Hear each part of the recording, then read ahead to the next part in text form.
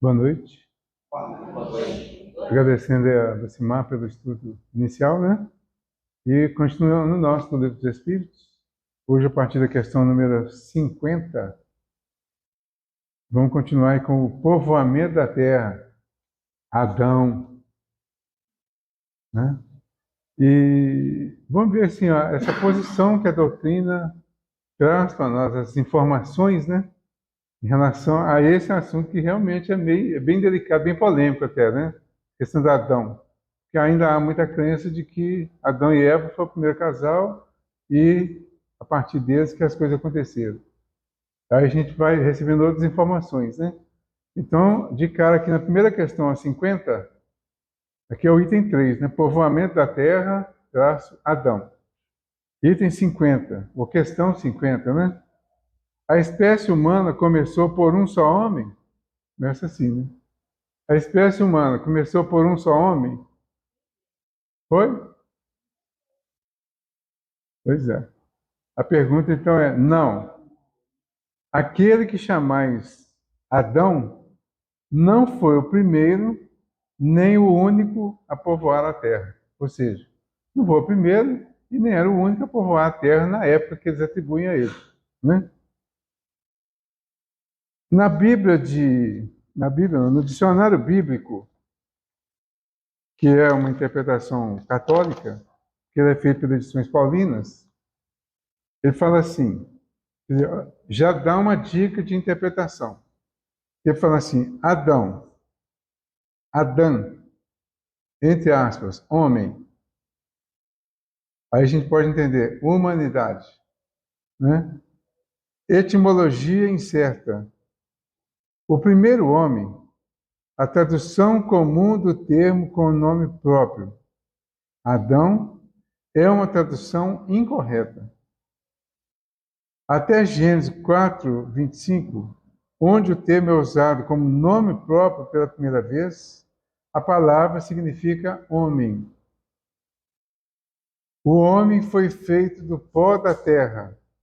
Esse jogo de palavras talvez possa se basear em uma relação etimológica. A composição do homem a partir da argila pode ser encontrada tanto no Egito como na Mesopotâmia. Nesta, o componente espiritual era o sangue. Na narração hebraica, esse importante elemento é substituído pelo hálito de Deus, princípio da vida, que pode também entender espírito. Sobre as relações entre Gênesis 1 e 2, conforme a criação, o homem é colocado em um jardim, no Éden. É evidente o contraste entre essa felicidade primitiva e a condição histórica do homem. Não se coloca nenhuma limitação ao homem, exceto a proibição de comer da árvore do conhecimento do bem e do mal, né?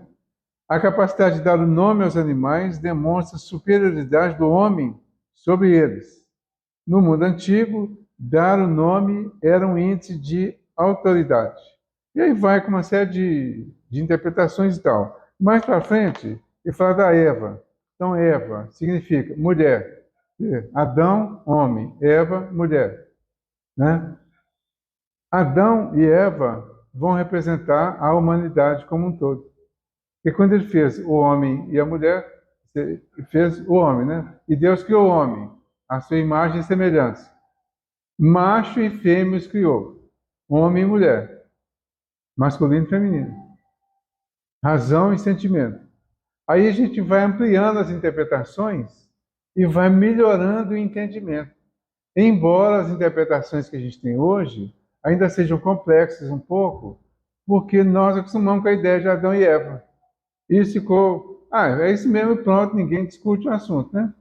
Mas quando você vai procurar realmente entender, para você entender a origem mesmo, e vem essa lógica aí dessa origem, com um homem e uma mulher ser os originais de toda a humanidade, e, de uma certa forma, com o dilúvio, acaba com tudo, aí começa tudo a partir dos filhos de Adão, de Noé, então mistura tudo, né?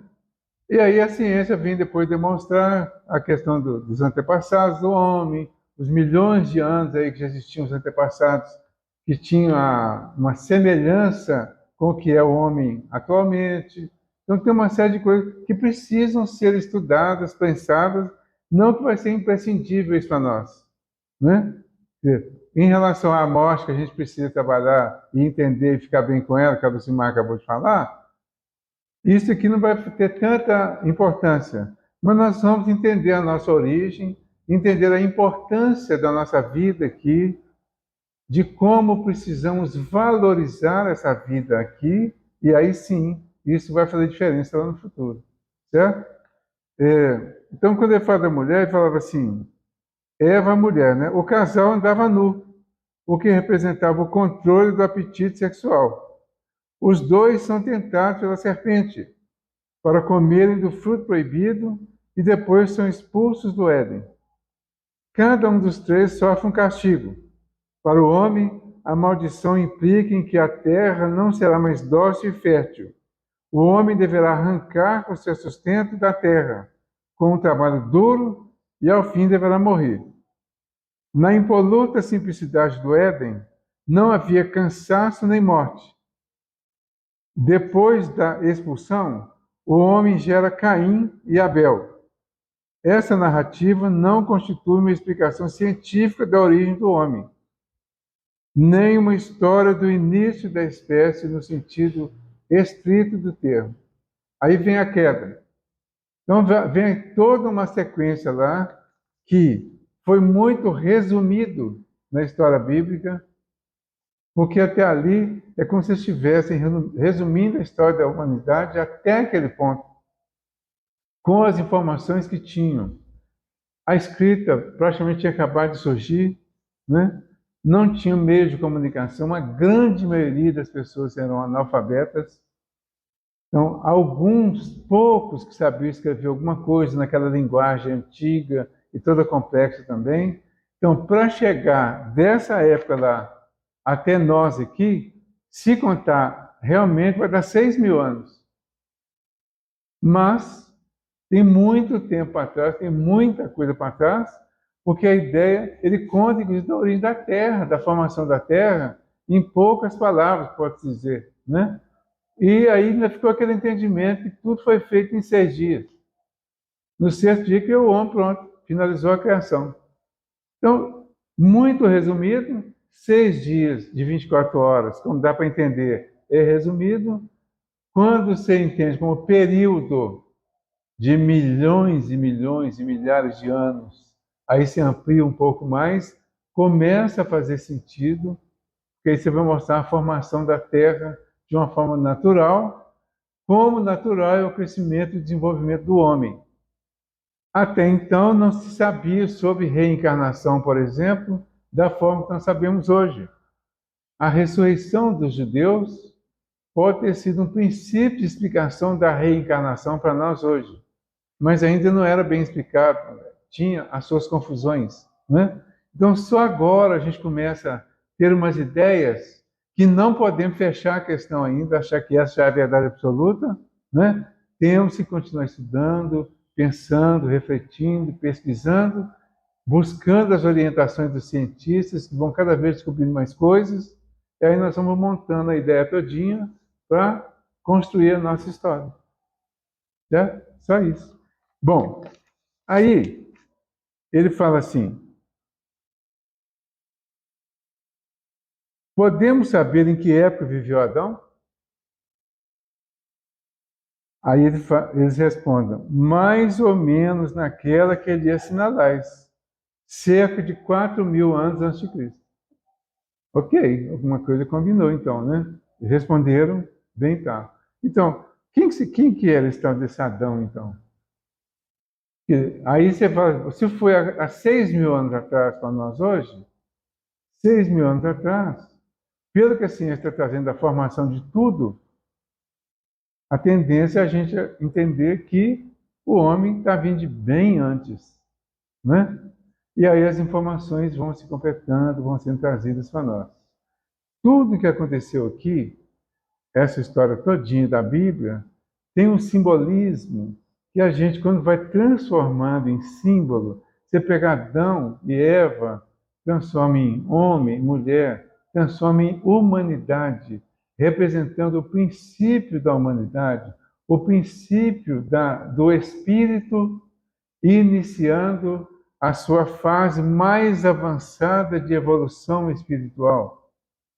Porque certamente os espíritos de antes deles, certamente já estavam encarnados, não tinham vamos dizer assim, um nível de evolução suficiente para entender nada.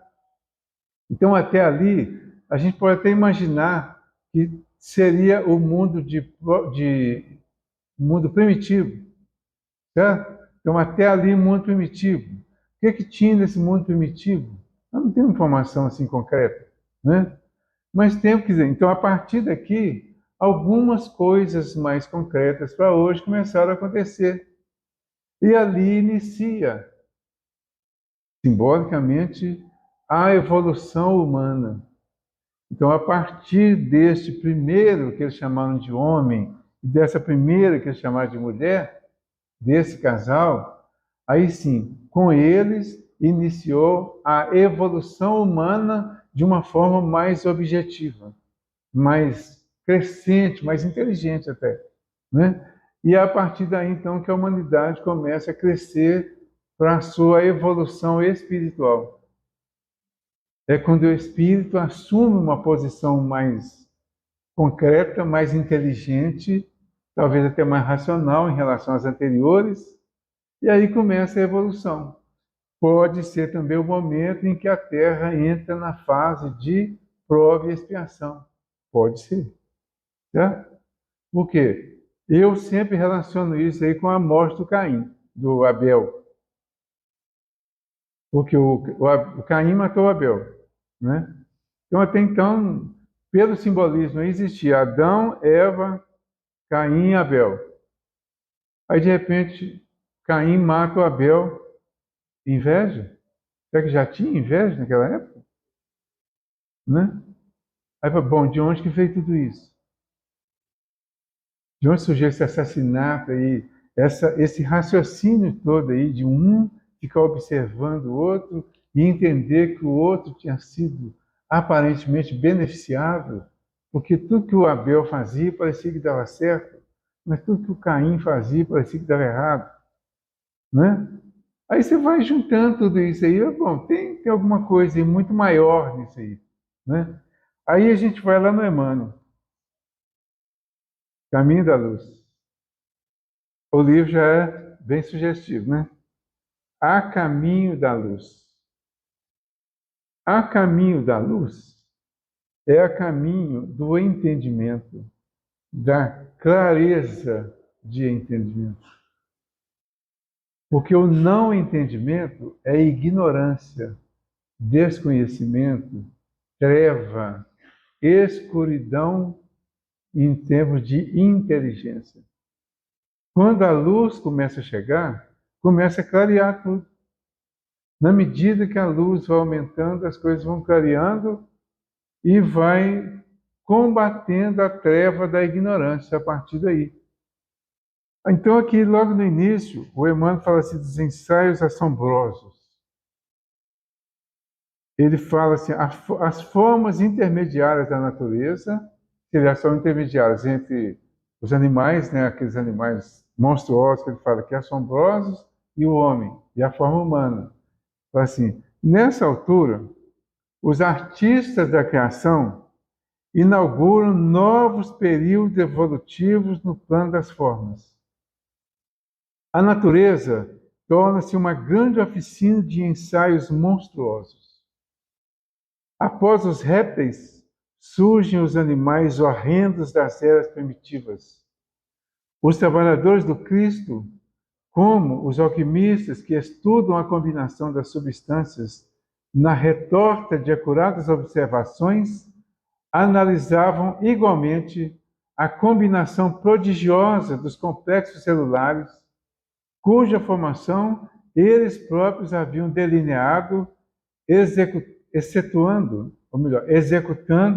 com as suas experiências uma justa aferição de valores prevendo todas as possibilidades e necessidades do porvir. Todas as arestas foram eliminadas, aplainaram-se dificuldades e realizaram-se novas conquistas. A máquina celular foi aperfeiçoada no limite do possível em face das leis físicas do globo. Os tipos adequados à Terra foram consumados em todos os reinos da natureza, eliminando-se os frutos teratológicos e estranhos do laboratório de suas perseverantes experiências. A prova da intervenção das forças espirituais neste vasto campo de operações é que, enquanto o escorpião, gêmeo dos crustáceos marinhos, conserva até hoje, de modo geral, a forma primitiva, os animais monstruosos das épocas remotas, que lhe foram posteriores, desapareceram para sempre da fauna terrestre, guardando os museus do mundo as interessantes reminiscências de suas formas atormentadas. Aí vem os antepassados do homem. Ele fala: o reino animal experimenta as mais estranhas transições no período terciário, sob as influências do meio e em face dos imperativos da lei de seleção. Mas o nosso raciocínio ansioso procura os legítimos antepassados das criaturas humanas nessa imensa vastidão do proscênio da evolução anímica. Tem umas palavras que esse povo põe aqui que é difícil, né? Proscênio. Alguém sabe o que é proscênio? O que é proscênio? Eu achei no dicionário. Teatro, tablado, palco, encenação. Mais bonito, né? Mais conhecido para nós hoje. Então, na imensa vastidão do tablado, do palco, do teatro, da evolução anímica, evolução da alma. Tá? As formas animais, a gente está sempre falando isso, né? Na evolução, a alma dorme na pedra, sonha no vegetal, agita no animal, acorda no homem. A forma animal foi a que deu origem à forma humana, né? Tem um período de transição, que é o que eles falam aqui, por exemplo, quando ele fala das monstruosidades, né? Dos ensaios assombrosos. Eram as experiências que estavam feitas com corpos de animais ainda, preparando para os corpos humanos. Mas eles tinham que se preparar de acordo com a necessidade do momento para enfrentar as dificuldades que a própria natureza apresentava também, as condições físicas do planeta. Eles tinham que ter condições físicas de sobrevivência, um mínimo, pelo menos, para eles conseguirem continuar dando forma e preparando o planeta e aos próprios corpos, a eles mesmos na evolução anímica, né? A evolução da alma, para que eles tivessem condições de continuar o seu processo de crescimento dali para frente. Aí fala assim: onde está Adão com a sua queda do paraíso? Perguntamos, né? Debalde nossos olhos procuram aflitos essas figuras legendárias com o propósito de localizá-las no espaço e no tempo. Compreendemos, afinal, que Adão e Eva constituem uma lembrança dos espíritos degradados na paisagem obscura da Terra, como Caim e Abel são dois símbolos para a personalidade das criaturas. Então, o que o Emmanuel faz aqui no Caminho da Luz? Ele vai transformar mais uma vez em símbolos e vai mostrar que esses seres dessa época representam espíritos que foram degradados na Terra. E aí, aqui mais no início, sabe o que ele fala?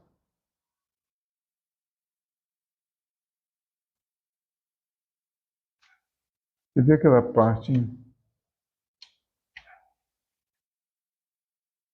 Eu perdi a parte que eu não marquei. Mas eu acho, quer ver? Não, aqui tem uma parte aqui que ele fala da condição do homem hoje aqui na Terra e o quanto nós ainda estamos atrasados em relação ao povo de Capela. Eu acho que está para frente aqui. Entendeu? Porque ele fala que em Capela já estava num processo de evolução como está hoje na Terra, mas um pouco mais avançado, certamente. Os espíritos que não tinham mais condições de ficar lá, porque não tinham avançado moralmente ainda, é que foram separados e grupos deles vieram para a Terra. Então aqui que ele fala, compreendemos afinal que Adão e Eva constituem uma lembrança dos espíritos degradados na paisagem obscura da Terra, como Caim e Abel são dois símbolos para a personalidade das criaturas. Então, a gente não precisa ver exatamente como pessoas. São partes da nossa humanidade, representando grupos de espíritos que já estavam num estágio mais avançado de evolução, mas não tão avançados que pudessem continuar lá onde eles estavam antes, como na Terra hoje. Porque na Terra hoje, aí está aqui para frente, que eu estou confundindo. Na Terra hoje, nós estamos bastante avançados em relação ao princípio, em relação aos mundos primitivos. Mas a gente está muito atrasado, né? Olha as notícias que a gente tem ouvido ultimamente. Filhos matando mãe. Hoje mesmo eu ouvi a notícia de um filho que matou a mãe, a porretada, parece. A mãe já idosa, né? Isso está acontecendo aqui na Terra hoje. A Terra que está em transição para um mundo de regeneração.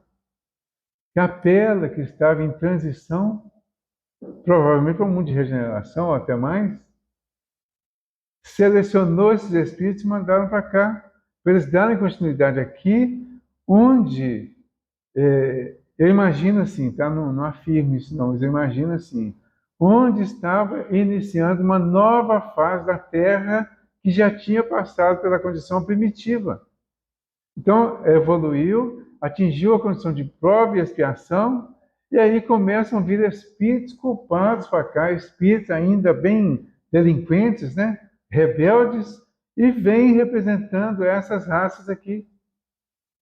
E eles vão dar um avanço na Terra, porque já tinham inteligência desenvolvida, como nós temos. Mas não tinham a moralidade suficiente para ficar num mundo melhor, como muitos de nós não temos, para ir para um mundo melhor. A gente fica às vezes tentando iludir, né? Outro dia a gente estava conversando sobre isso no outro grupo de estudo, aí saiu isso, né? É, a gente fica tentando se iludir achando que já está bom, né?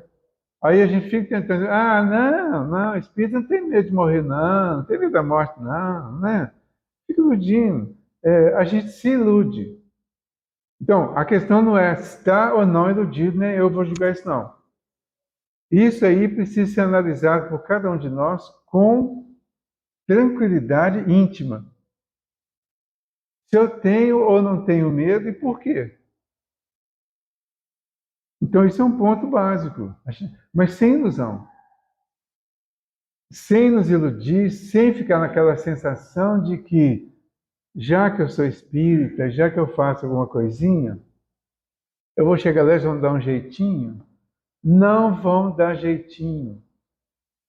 A realidade vem à tona e é uma realidade que nós estamos vivendo aqui e muitas vezes não estamos enxergando. Então, não ter medo é primeiro encarar a realidade, aqui, encarnado. Encarar a realidade. Estou tranquilo em relação à realidade? Estou. Estou iludido? Não. Eu sei das possibilidades de aparecer coisas que aqui eu não descobri. Mas ainda assim, eu já entendo a possibilidade das soluções. Ok, então você começa a ficar mais tranquilo. Mas, você tem medo?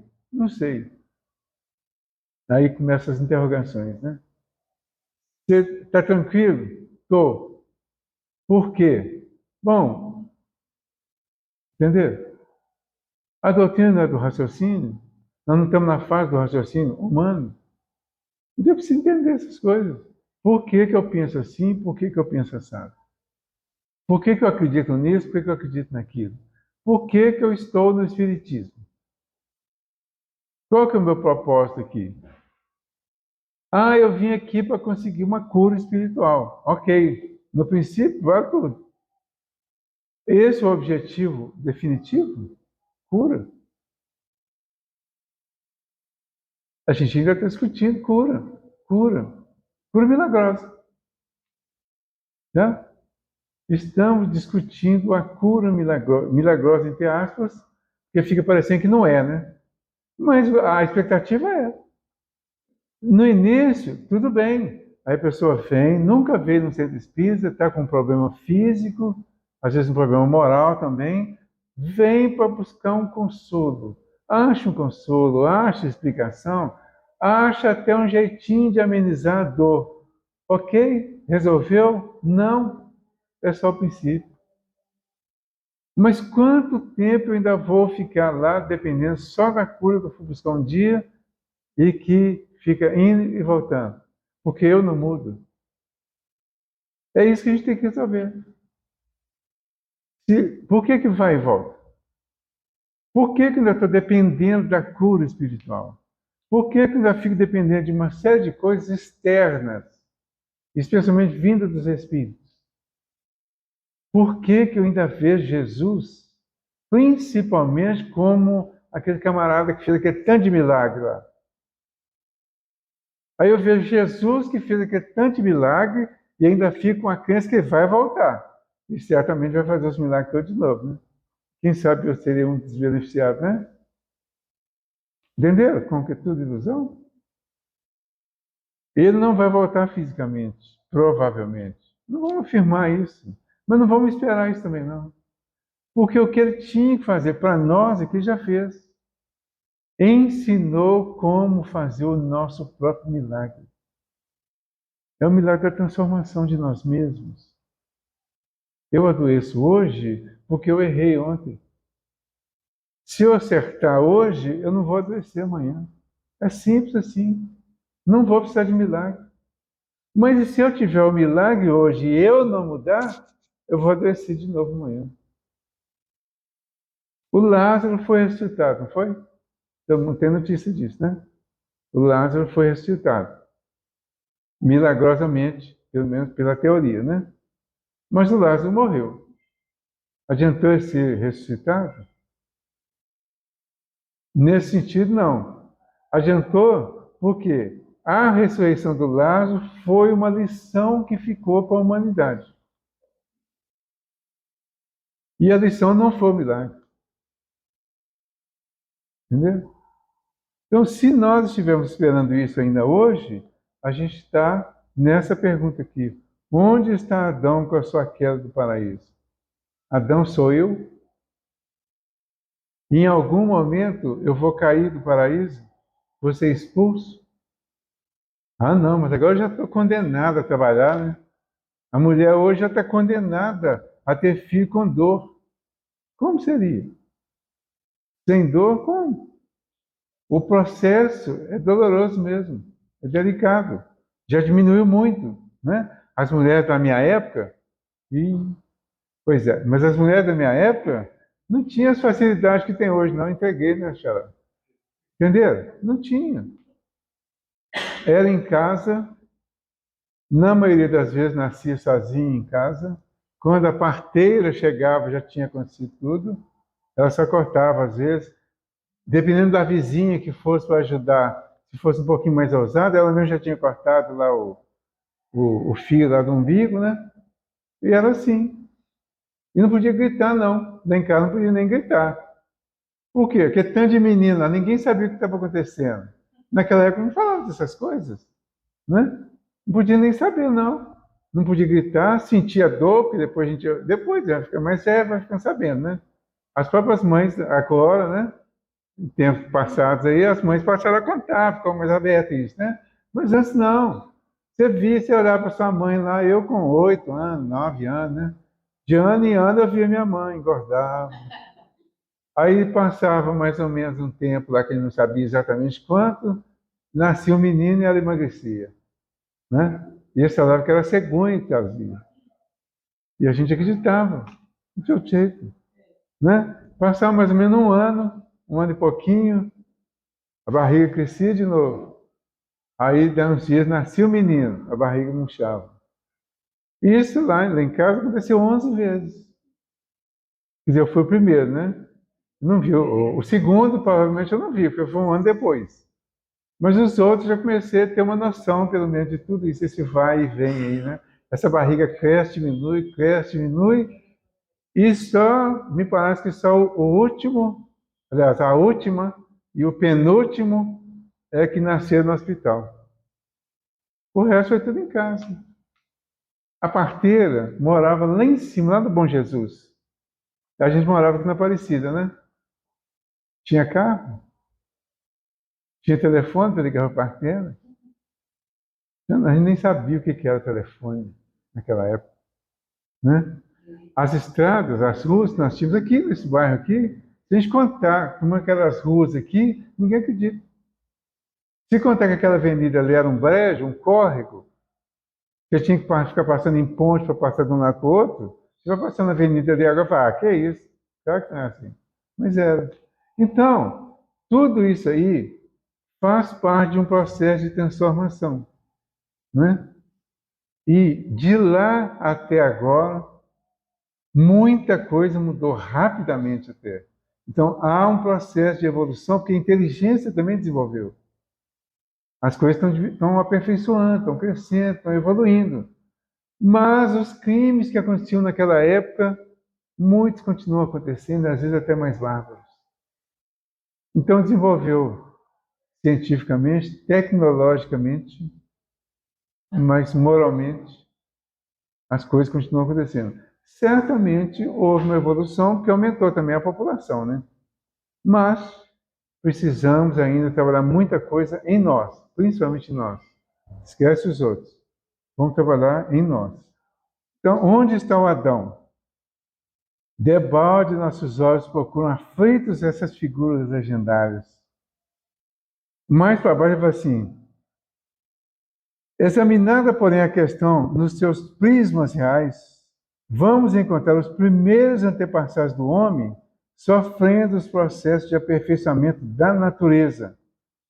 No período terciário, a que nos reportamos, sob a orientação das esferas espirituais, notavam-se algumas raças de antropóides. No Plioceno inferior, esses antropóides antepassados do homem terrestre e os ascendentes dos símios que ainda existem no mundo, os macacos, né? E tiveram a sua evolução em pontos convergentes, e daí os parentescos sorológicos entre o organismo do homem moderno e o do chimpanzé da atualidade. A parecência muito grande, a semelhança em termos de formação. Quando você vai pegar o sangue, por exemplo, analisar tudo, né? Você tem que fazer uma experiência que não pode fazer com o homem. Tem os animais, você pode fazer a experiência que vai dar certinho, porque tem a semelhança com o órgão do homem físico, né? Mas no homem, o espírito já deu um avançozinho, um pulinho, tá? Reportamos, todavia, os eminentes naturalistas dos últimos tempos que examinaram meticulosamente os transcendentes assuntos do evolucionismo. Somos compelidos a esclarecer que não houve propriamente uma descida da árvore no início da evolução humana. As forças espirituais que dirigem os fenômenos terrestres, sob a orientação do Cristo, estabeleceram, na época da grande maleabilidade dos elementos materiais, uma linhagem definitiva para todas as espécies, dentro das quais o princípio espiritual encontraria o processo de seu acrisolamento em marcha para a racionalidade.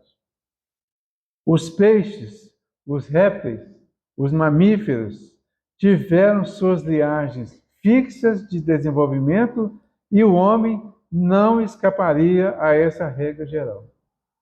Então, quando surge o homem, fixa a base de todas as espécies, né? E o princípio inteligente já tem agora para onde pular dentro do seu processo de evolução. Aí vem que ele fala que a grande transição. Eu acho interessante isso aqui. Gente, eu não vou traduzir as coisas todas, não, porque eu nem tenho o material todo aqui, né? Ele fala assim, nos mapas zodiacais que os astrônomos terrestres compulsam em seus estudos, observa-se desenhada uma grande estrela na constelação do Cocheiro, que recebeu na Terra o nome de Cabra ou Capela. Magnífico sol entre os astros que nos são mais vizinhos, ela, na sua trajetória pelo infinito, faz-se acompanhar igualmente da sua família de mundos, cantando as glórias divinas do ilimitado. A sua luz gasta cerca de 42 anos para chegar à face da Terra, considerando-se desse modo a regular distância existente entre a capela e o nosso planeta, já que a luz percorre o espaço com a velocidade aproximada de 300 mil quilômetros por segundo. Está um pouquinho longe, né? 300 mil quilômetros por segundo. Gasta 42 anos, né? Quase todos os mundos que eles são dependentes já se purificaram, física e moralmente. Examinadas as condições de atraso moral da Terra, onde o homem, essa é pesada, onde o homem se reconforta com as vísceras dos seus irmãos inferiores, como nas eras pré-históricas de sua existência, marcham uns contra os outros ao som de hinos guerreiros, desconhecendo os mais comezinhos princípios de fraternidade e pouco realizando em favor da extinção do egoísmo, da vaidade, do seu infeliz orgulho. Triste isso ou não? Lamentável, né? Onde o homem se reconforta com as vísceras dos seus irmãos inferiores. Está mudando. Proporcionalmente ao princípio, isso está mudando, mudou muito, bastante. As campanhas, né? As campanhas, a invasão, vamos dizer assim, dos naturalistas, do pessoal vegetariano, esse outro que me chamou vegano, né? Então isso é uma campanha interessante que a gente tem que respeitar. Não precisa seguir à risca, não, mas precisa respeitar. Porque essas campanhas exageradas, aparentemente, aos olhos de muitos, elas são necessárias porque elas mostram um outro extremo para tirar muitos do outro extremo que ainda está vivendo. Então, nós estamos vivendo num extremo, nesse sentido, inferior, bem baixo. Eles vêm mostrar um extremo bem elevado. Então, tem dois extremos e viver no extremo não é legal. A gente tem que atingir o ponto intermediário. Certo? Por quê? Se atingir o outro extremo, como tem acontecido com algumas pessoas, é um pulo muito alto, muito grande, e que acaba a pessoa precisando voltar quase no início, para iniciar novamente o processo de crescimento, para ir atingir de forma natural aquele outro extremo que ainda não estamos em condições de atingir. Por isso, a natureza não dá salto. Nós não precisamos ser extremistas. Não precisa ser extremista. Precisa, não sei se tem essa palavra, não, precisa ser continuista. Fazer gradativamente a partir de agora. que eu posso fazer a partir de agora? Eu posso diminuir o uso da carne? Posso. Então eu vou diminuir. Não posso, não? Não? Então eu continuo. Eu posso mudar o tipo de carne que eu como hoje? Posso. Para quê? Eu posso passar a comer carne branca? É um passo. Tá? Tudo que a gente faz em função da evolução, que esteja dentro de um padrão que a gente possa atender, está valendo. Tá? Então, não há necessidade de nenhuma violência. Eu lembro, às vezes, quando eu lembro dessas coisas, eu lembro do Pai Joaquim. O Pai Joaquim, toda vez que ele vai pedir para ele comentar com ele sobre alguma tarefa, e vai pedir a opinião dele a respeito, ele fala assim: se vocês estiverem prontos para dar continuidade, vai em frente. Se for para começar agora e parar daqui a uns dias, melhor ainda não. E não é isso que acaba acontecendo quando a gente vai querer extrapolar os limites? Então vamos devagarinho. Diminui o vermelho, cai na branca, né? Os animais de carne branca lá, as aves, né? E franguinho, né? Domingo não viu comendo franguinho, né? Franguinho. Depois você baixa para o peixinho. Depois você vai diminuindo até se eliminar a carne animal. Certo? Não é pela morte do animal propriamente, não. Eu questionei muito no início a questão não da morte do animal, mas da forma como ele morria. E a orientação que a gente tinha, o Ramatiz pega pesado com isso, inclusive, né? E eu li, né? Fisiologia da Alma. Ele fala da vibração, do assassino dos animais, do nosso estômago virar cemitério de animais. Nesse nível a conversa dele, né? Mas ele mostra como que os matadores, claro, já tem métodos hoje muito sofisticados. Mas o método sofisticado hoje, ele é mecanizado realmente, né? Então, o boi, por exemplo, ele vai passar lá para ser morto, ele vai passando num lugar lá onde ele vai ser atingido e, teoricamente, ele morre, certo? Mas se ele não morrer, aí ele vai ser torturado e morto nos padrões anteriores, logo para frente. Certo? Então, já aperfeiçoou os métodos, já diminuiu bastante, vão considerar avanço. Mas por que que os animais morrem dessa forma? Aí ele fala da vibração que vai para a carne do animal. E a gente assimila essa vibração. Todos esses são argumentos que vão nos ajudar a mudar esse comportamento gradativamente, né?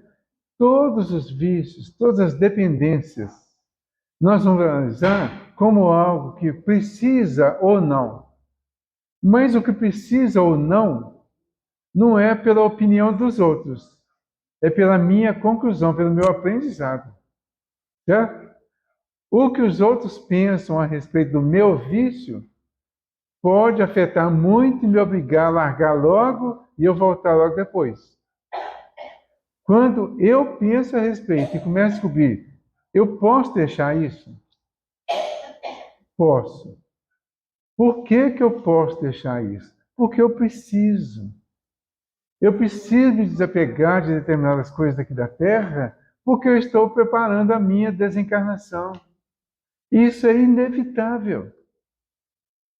Ah, depois resolve isso? Não. Depois vai gastar um tempão do lado de lá, resolvendo coisas que eram para ser resolvidas aqui.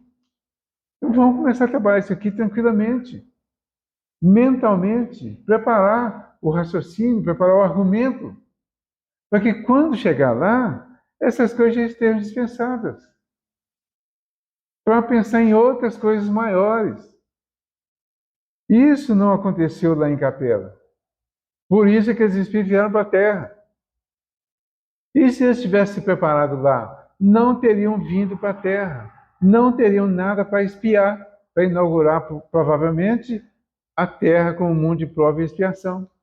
Ou, especialmente a parte da expiação, né? Teriam permanecido lá e teriam se promovido com a terra deles. E nós precisamos ser promovidos com a nossa terra, mas tem umas coisas que não vai caber. Essa água aqui é minha mesmo, né? Então aqui ele fala dos espíritos exilados na terra. Então, foi assim que Jesus recebeu a luz do seu reino de amor e de justiça, aquela turba de seres sofredores e infelizes na terra.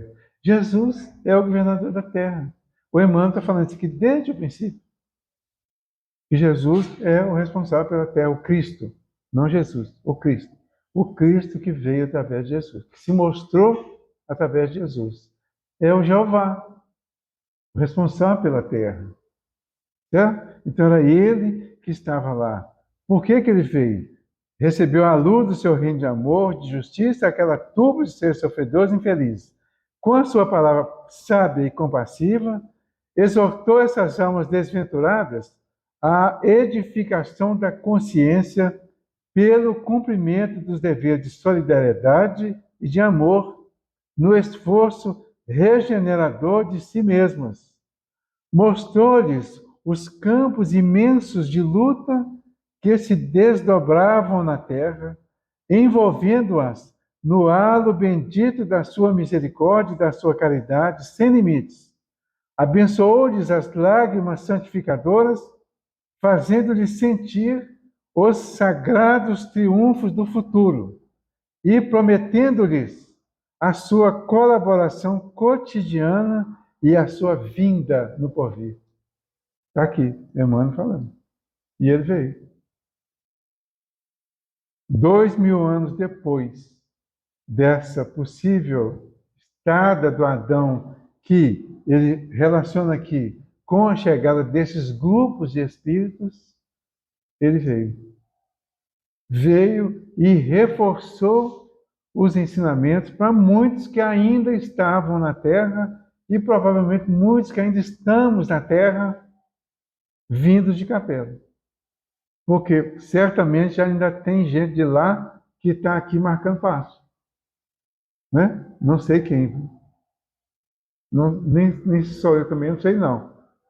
Mas tem hora que eu acho que eu estou marcando passo, mas tudo bem. Entenderam? Então ele prometeu e veio. Aí tá, ele veio. Veio e ensinou. Aprendemos?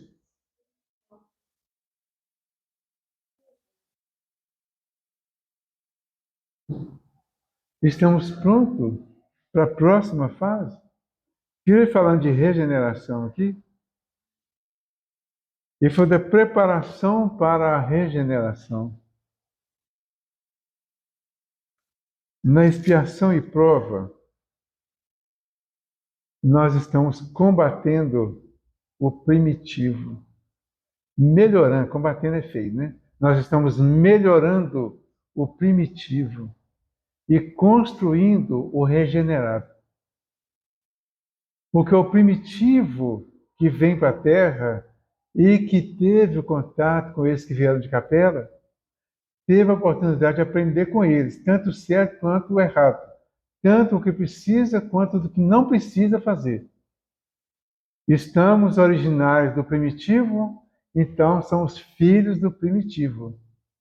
E estamos construindo o regenerado. Quando o regenerado estiver construído, nós iremos para a regeneração. Na regeneração, nós teremos filhos da expiação e prova, resultados dela. Durante o processo da regeneração, nós estaremos construindo o acesso aos mundos felizes. Estaremos confirmando a regeneração que é da origem de prova e expiação. Estaremos fazendo uma transformação, uma confirmação, consolidação do aprendizado aqui. Essa consolidação vai nos dar condições de ir acima. Depois de regeneração, vem os mundos felizes. Mas quem vai para os mundos felizes? Quem construiu a felicidade a partir das oportunidades que teve nos mundos inferiores, nos contatos inferiores. Aí constrói a regeneração, se regenera, de fato, comprova e vai para cima. Os mundos felizes. E vai continuando construindo, sempre confirmando no atual o que aprendeu antes e preparando para o futuro. Nós estamos trabalhando 3 posições, né? Passado, inconsciente. Presente, consciente. Futuro, superconsciente. A gente está consertando o passado no presente através de um aperfeiçoamento dele, do passado. Uma reestruturação, construindo o futuro. O que é de bom do presente, que vem do passado e é consolidado, nós vamos jogar para cima, para o superconsciente. São os 3 níveis de consciência. Tá? E aí você vai fazendo uma série de relações, uma série de simbolismo, e a gente acaba até entendendo um pouquinho esse negócio na cara, ou não? Não entendeu nada, não? Complicou tudo? Só um pouquinho, né? Pois é, tem tanta coisa interessante para a gente aprender nisso, né? Por exemplo, a gente está saindo de prova e expiação, né? Na prova e expiação, teve a vinda de Jesus. Tá? Está bem dentro disso. A vinda de Jesus. Ele veio ensinar como sair disso. O Evangelho está todinho dizendo isso. Se pegar o Sermão da Montanha, ele dá passo a passo o que a gente tem que fazer para sair disso.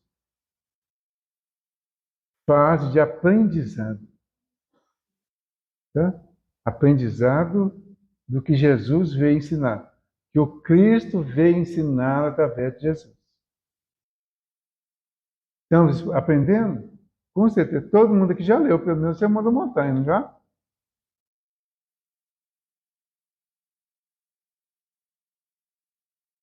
Quarenta minutos, mais ou menos. É isso? 40 minutos para ler. Hã? É, pois é. Só ler. Uns 40 minutos, 30 minutos, 40, dependendo da rapidez da pessoa, né? Mas depois você precisa ler de novo, depois estudar. Aí nós vamos aprender o Sermão da Montanha, tá? É a fase do aprendizado do peixe. Certo? Nós estamos na era de peixes, né? A transição está em andamento aí, está chegando. A fase, essa era do peixe, é a era do conhecimento. Certo? A próxima que vem, a de Aquário, é a fase da vivência do que foi aprendido.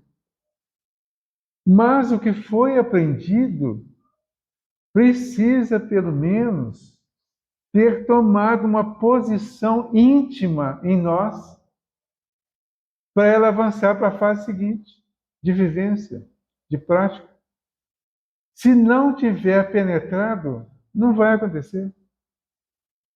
Se a gente não tiver assimilado o Evangelho, o que é assimilar? Não é saber, não. A gente tem que saber o Evangelho, saber os itens aí, a questão dos livros espíritas, as coisas de cor que a gente sabe aí, isso é um detalhe. Tem uma certa importância, claro. Saber tem importância.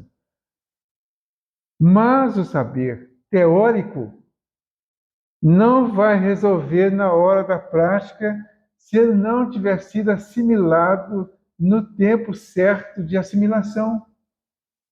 E o tempo de assimilação é aqui agora. Nós vamos desencarnar daqui uns dias. Se não tiver assimilado, vai chegar no plano espiritual reclamando. Como não é possível? Eu fui espírita. Outro dia nós ouvimos isso aqui. Fui espírita há 40 anos. Dirigente de centro espírita. Falei, será que sou eu manifestando ali, né? Espírita há 40 anos, dirigente de centro espírita, dirigente de reunião espírita. Participei ativamente das reuniões, né? Bacana. Foram injustos comigo lá no plano espiritual. Por quê? Foi para um umbral. Agarrou lá. Está agarrado lá. Pelo jeito tem muito tempo. Aí você viu, mas não era espírita? Era. Teoricamente.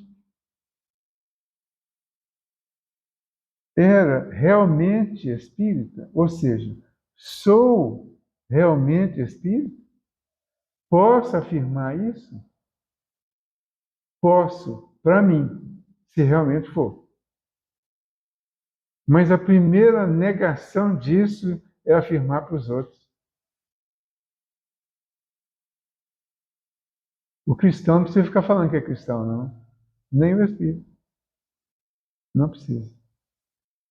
Ele precisa agir como. Precisa falar. Todo mundo vai ver que é. Por que a gente tem que falar? Porque ninguém está vendo que a gente é. Mas tem que falar, eu sou espírito. 40 anos de espiritismo, 45, 50.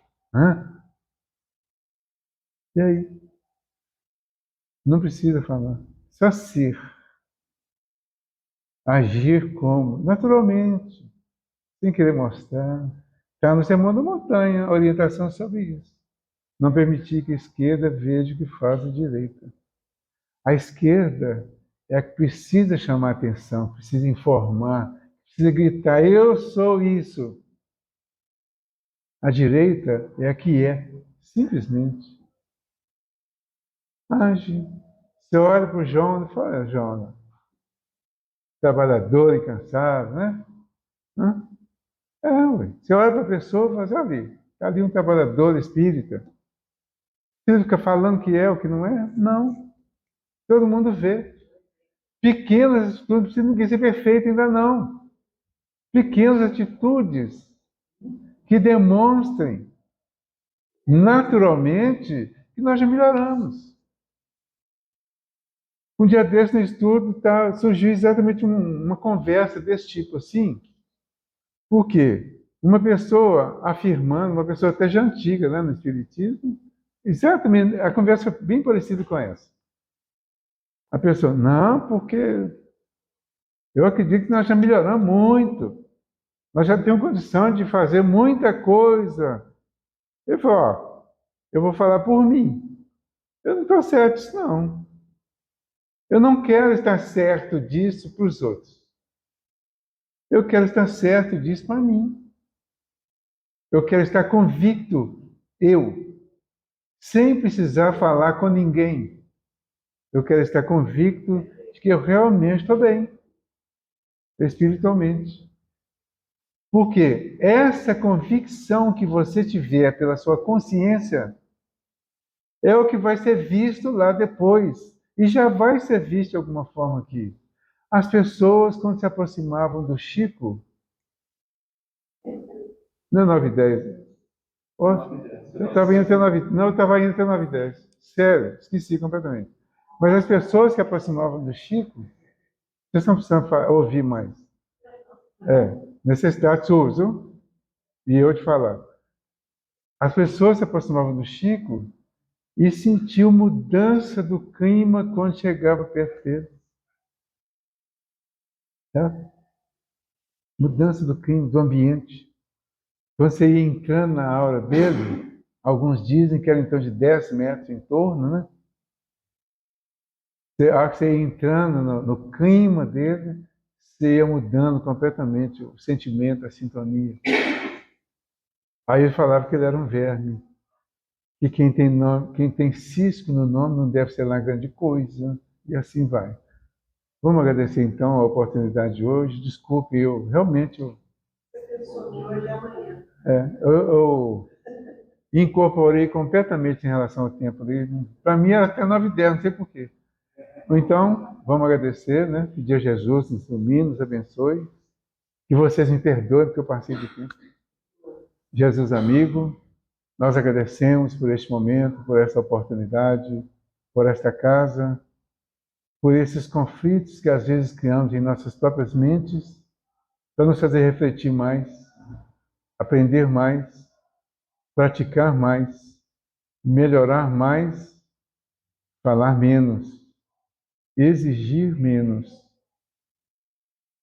colaborar cada vez mais. Permita, Senhor, que possamos construir a verdadeira fraternidade em nós, para que através dela possamos construir um mundo melhor a partir de nós, desde essa nossa encarnação, no mundo que já estamos vivendo e que possamos levar esse sentimento para o mundo que vamos continuar vivendo.